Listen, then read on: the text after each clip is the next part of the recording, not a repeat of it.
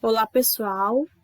Hoje nós vamos falar um pouco sobre Matemática 2 e nós vamos abordar ponto, reta e plano. Vamos entender melhor a partir dessas ideias que a gente pode ter para comparar com algo da vida real, do nosso cotidiano, para a gente entender melhor como que funciona isso, o que eles se parecem, para a gente ter um pouco de familiaridade com isso. A ideia de ponto se dá quando a gente olha para o céu em um dia estrelado, onde cada um desses pontinhos aqui, cada uma dessas estrelas, pode representar um ponto. Já a ideia de reta, ela se dá quando observamos, por exemplo, uma linha da folha de um caderno, que também é chamada de pauta da folha do caderno. Cada uma dessas linhas aqui, vocês estão vendo que ela está bem retinha, ela não tem ondulações. Então, tudo que for assim, reto, é chamado de reta. Já a ideia de um plano ocorre quando a gente imagina a superfície de um campo de futebol. Por quê? Porque ele não possui nem buracos e nem ondulações, ele é plano. Isso aqui é só para a gente ter uma ideia de como é representado no nosso dia a dia, para a gente ter mais familiaridade, para a gente poder entrar no conteúdo. Vamos ver aqui, o ponto ele é determinado por letras maiúsculas quando a gente representa ele na matemática 2. Por exemplo, esse aqui é o ponto A, esse aqui é o ponto B. A reta tem o formato de uma linha, não tem começo nem fim, e é determinada por letras minúsculas. Geralmente a gente usa o quê? Reta R, reta S.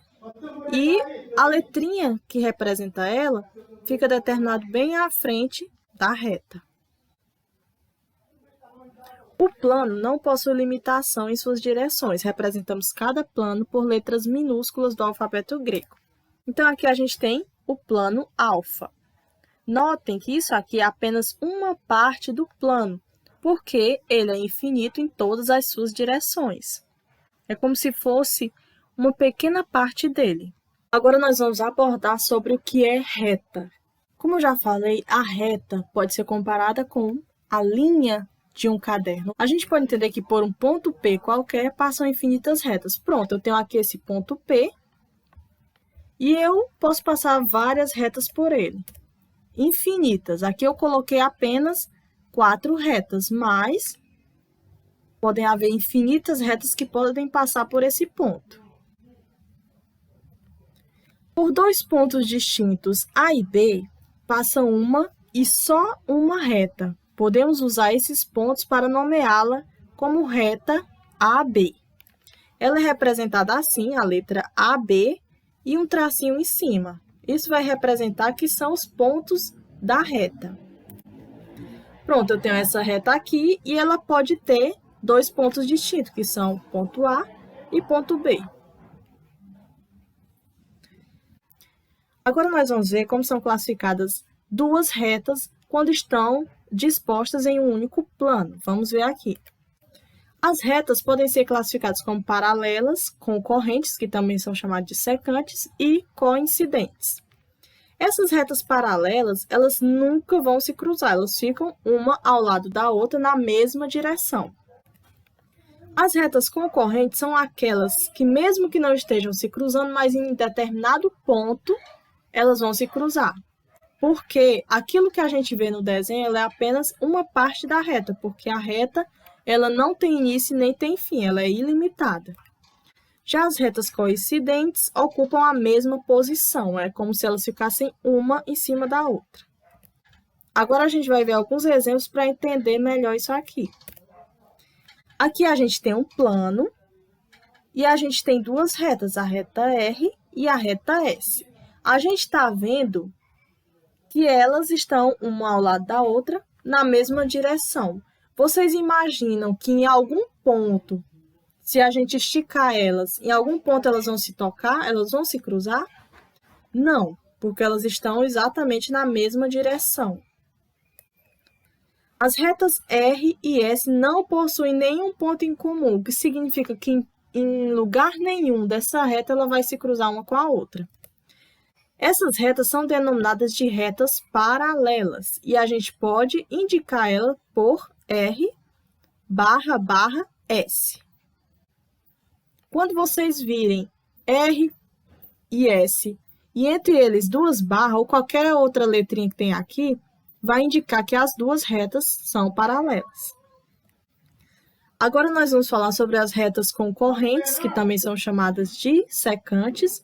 A gente está vendo que elas estão se cruzando. Isso aqui é a reta R, isso aqui é a reta T, e aqui é o pontinho onde elas se cruzam.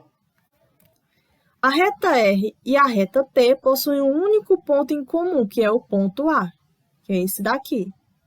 Em outro lugar, elas não vão se cruzar mais, porque cada uma vai crescendo para um lado, ficando mais longe uma da outra, as pontas. As retas R e T são denominadas retas concorrentes ou secantes.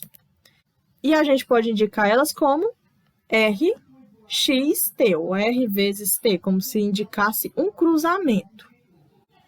Vamos entender, então, outra forma da gente ver essas retas concorrentes nos livros. A gente entendeu que essas retas elas não têm fim. Aqui é apenas um segmento da reta. Vamos ver aqui. Gente, vocês olhando para essas duas retas, A e B, vocês imaginam que em algum ponto elas podem se cruzar?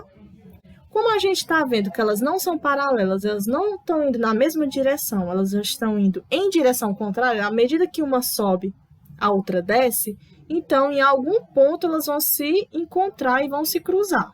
Isso aqui, esses pontilhados aqui indicam o caminho que ela pode percorrer, a outra parte dela poderá estar aqui, então elas se cruzam nesse pontinho aqui.